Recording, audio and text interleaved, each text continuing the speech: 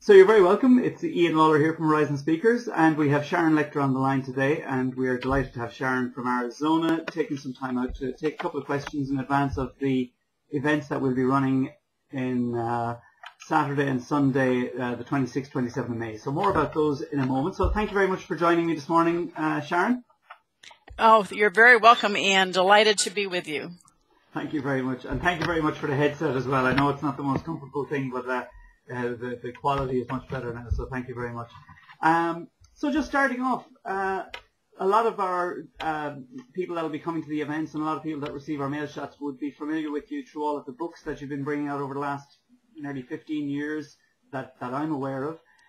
But can you just tell us a little bit about yourself, your background, and how the whole Rich Dad phenomenon came about and what that was like for you? Well, certainly, Ian. Thank you very much. I actually started my career in accounting. I'm a CPA over there. You may be called chartered accountants. And I had my college degree in accounting. I went to Atlanta, Georgia, started my career, and was moving fast through the ranks, but then got bitten by the entrepreneurial bug at the age of 26, when I think we all know everything, right? I decided that I could go out and work hard for myself instead of working so hard for someone else. And so a client of mine was investing in a new company, and invited me to come and be part of it as an equity participant. So it sounded like a great idea to me. Turned out to be not such a great business plan, because the business itself failed.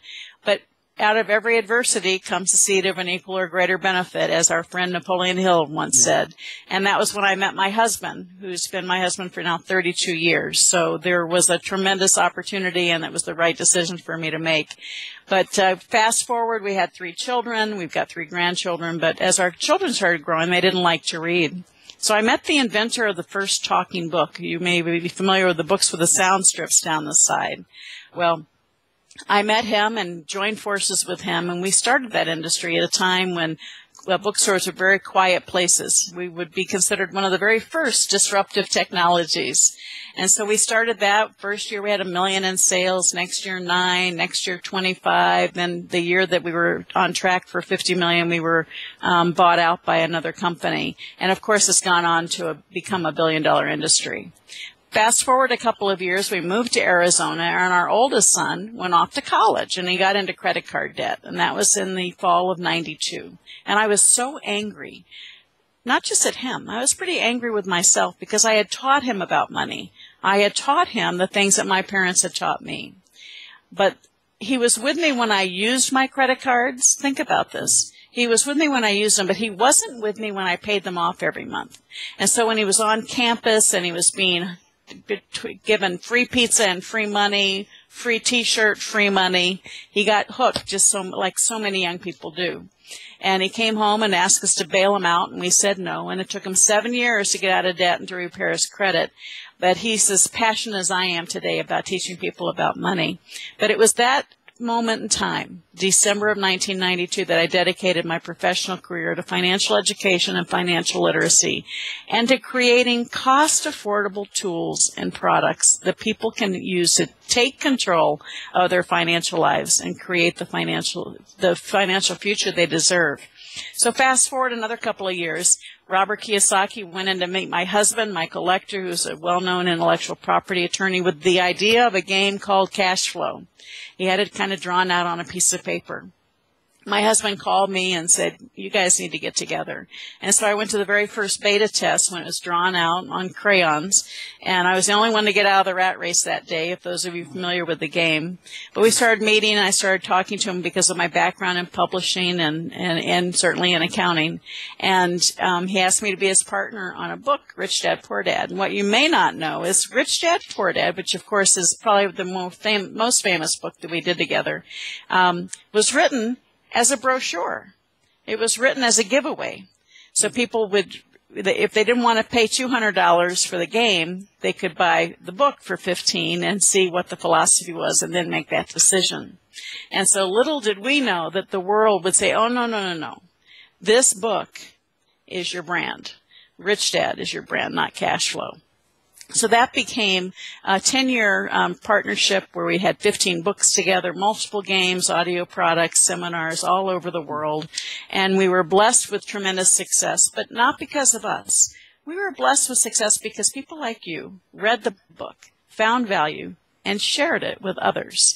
And so we fast forward to 2007. We were no longer aligned in what we wanted with the company, and so I chose to leave it. And sometimes you have to make a decision to stop doing something in order to do something new. And we're going to talk about that more, get into the details of why that happens. But a short month after I made that decision is when I got the call from President Bush, inviting me to be on the first President's Advisory Council for Financial Literacy. That was a dream come true. I worked with both President Bush and Obama.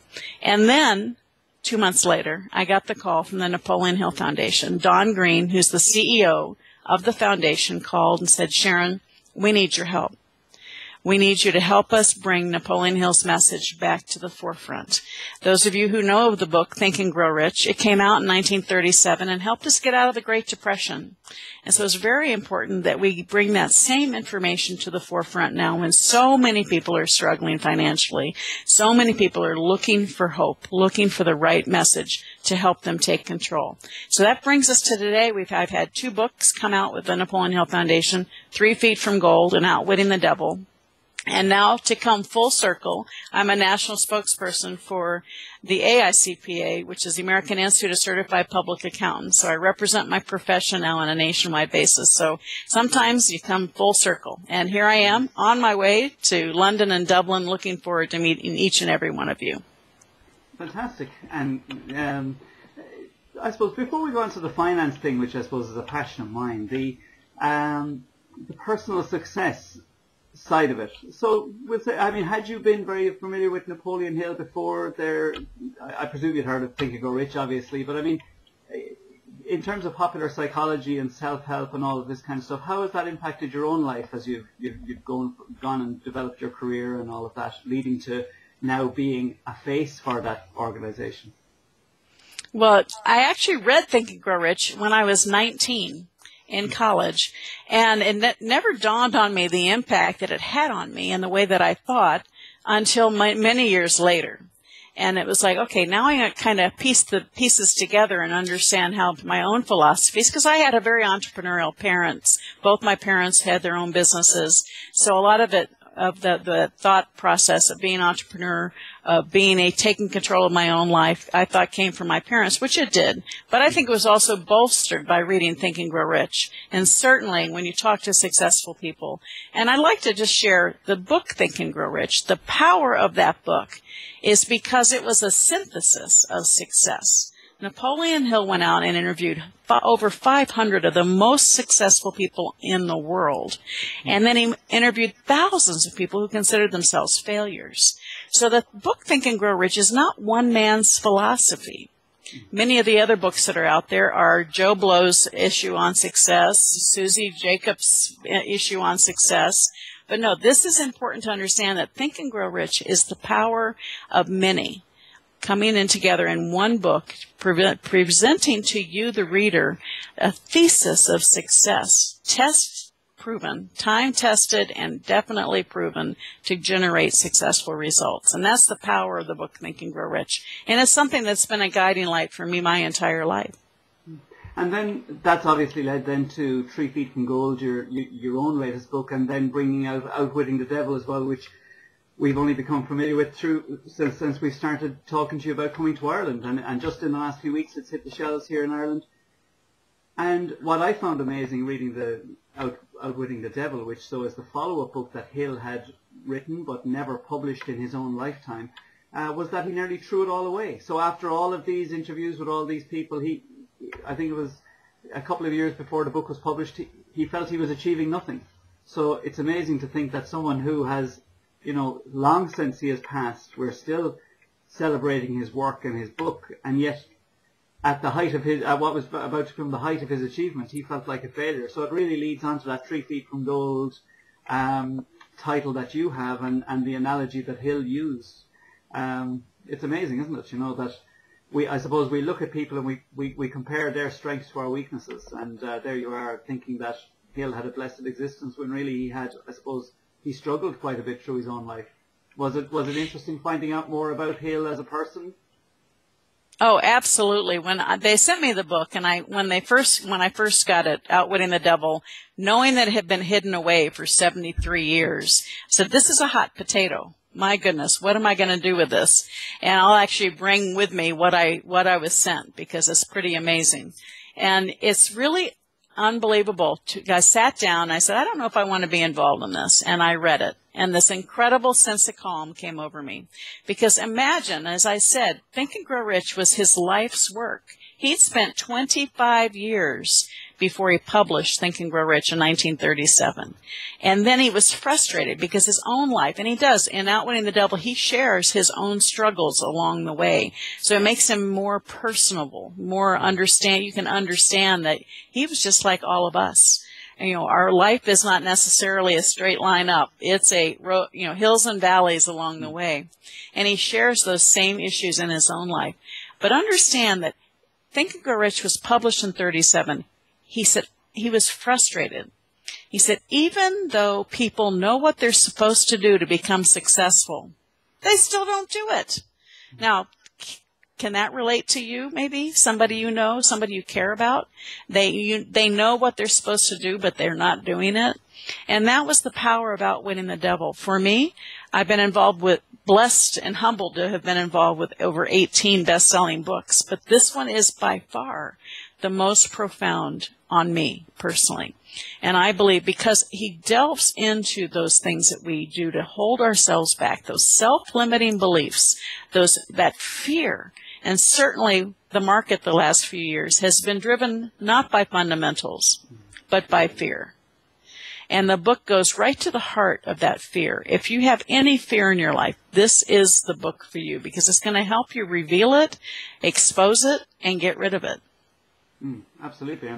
And so with that in mind, when you come to Dublin and London at the end of the month, we have divided the day into the personal success psychology section of the day, which will go into the Outwitting the Devil, 3 Feet in Gold, and the Hill teachings, and then the other part of the day more into the finance and investment and all that, because I think it's a great match for a day. I mean, one is no good without the other. All the money in the world, but the wrong mindset, we've seen so many examples of it.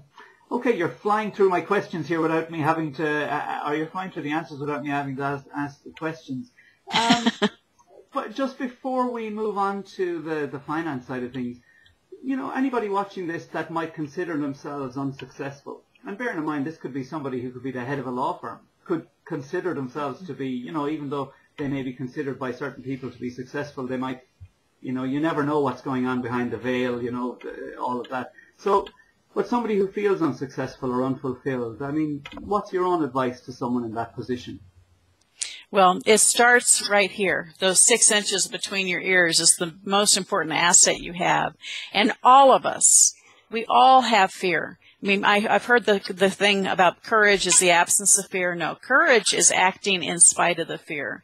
Recognizing, being fearless is sometimes reckless. But courage is acting in spite of the fear. And it doesn't matter who you are. We all have periods in our life where we feel like failures. Like we feel like we don't know where to turn. Certainly with what's happened in the economy the last few years, many very successful people have woken up overnight and they aren't so successful anymore. And they feel disenfranchised and they're angry. And it's okay. Feel that. Own it. And say, what am I going to do about it? Because fear can do one of two things. It can paralyze you or it can motivate you. And so my promise to you is we're going to help turn that fear from paralysis into motivation. And the greatest recommendation I can make, and it's going to sound like a sales pitch, but I would be saying it if we weren't having an event. The most important thing I can say to somebody who's stuck is to do something different with your time. Reach out to a new group, a new networking group. Go to a seminar and expand your network. And change your environment, because that environment, we're going to talk about how much the environment impacts us. And so that's the first thing you can do is come visit with us, be with us, and let's expose you to new people. The person sitting next to you at that seminar may be your next business partner. Yeah, very good. So, and moving on to finance and economy and all this kind of stuff, I mean, it's amazing that we're sitting on other sides of the world and but the economy is very similar. You've got problems in the States, we've got big problems in Europe, and then we've our own problems in our own jurisdictions and all of that. Like, what's your own thoughts on what's happened over the last couple of years and where you see it all going? I mean, have you any insights to share with us, or how it's impacting maybe your own investments or your own businesses? Well, I think, again, we've seen in the last few years that the markets have been driven by fear, not fundamentals. But each and every one of us need to get back to the fundamentals. We're going to be talking about fundamentals when I come to Dublin and to London, because it's so important. Property investing, for instance, certainly there's a huge burst in the real estate market here. And in fact, I have investments that have decreased dramatically in value, but yet because we purchased them based on the fundamentals, there's still positive cash flow every month. So the only way I would lose money is if I sold them right now. So I'm not going to sell them because they're still generating positive cash flow. So we're going to talk about those fundamentals on how you can make sure that you create a portfolio for yourself that you can ride the storm as long as you're using those fundamentals. And certainly you and I, unfortunately, can't control the international economy. We may not be able to control our own country's economy, but we can control our own wallet.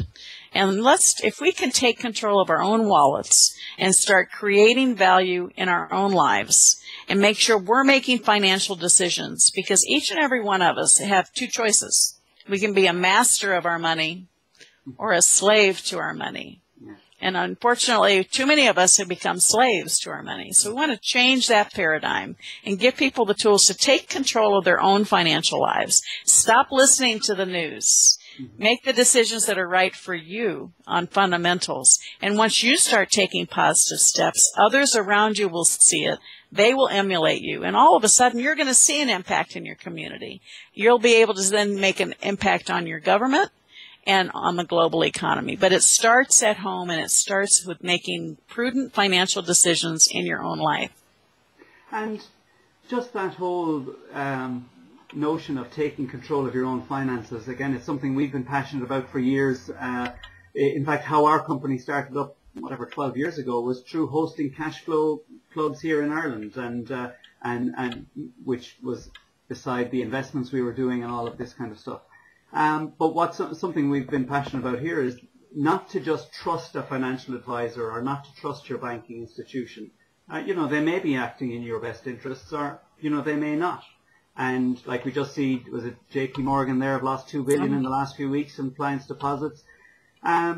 So I suppose the point I'm getting to is that a lot of this can seem really complicated, and it seems to be one of the talents the financial services industry has, is to make things sound so complicated that you just bow in submission, give them your money, and see how you go on over the next 10 or 20 or 30 years until you find out how it has gone on. So something you'll be discussing on the day will be more taking that control back yourself and becoming your own financial advisor, perhaps?